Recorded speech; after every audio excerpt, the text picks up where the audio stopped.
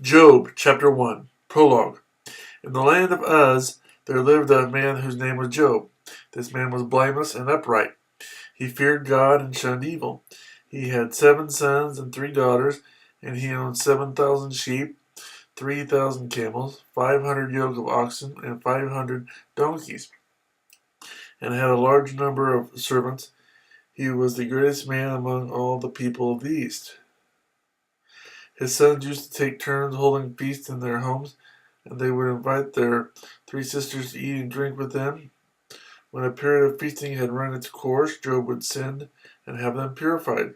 Early in the morning he would sacrifice a burnt offering for each of them, thinking, "Perhaps my children have sinned and cursed God in their hearts." This was Job's regular custom. Job's first test. One day the angels came to present themselves before the Lord, and Satan also came with them. The Lord said to Satan, "Where have you come from?" Satan answered the Lord, "From roaming through the earth and going back and forth in it." Then the Lord said to Satan, "Have you considered my servant Job? There is no one on earth like him. He is blameless and upright, a man who fears God and shuns evil." "Does Job fear God for nothing?" Satan replied. "Have you not put a hedge around him and his household and everything he has? You have blessed the work of his hands, so that his flocks and herds are spread throughout the land.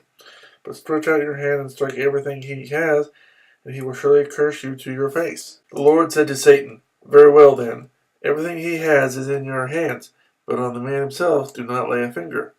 And Satan went out from the presence of the Lord. One day when Job's sons and daughters were feasting and drinking wine at the oldest brother's house, a messenger came to Job and said, "The oxen were plowing and the donkeys were grazing nearby, and the Sabeans attacked and carried them off. They put the servants to the sword, and I am the only one who has escaped to tell you." While he was still speaking, another messenger came and said, "The fire of God fell from the sky and burned up the sheep and the servants, and I am the only one who has escaped to tell you."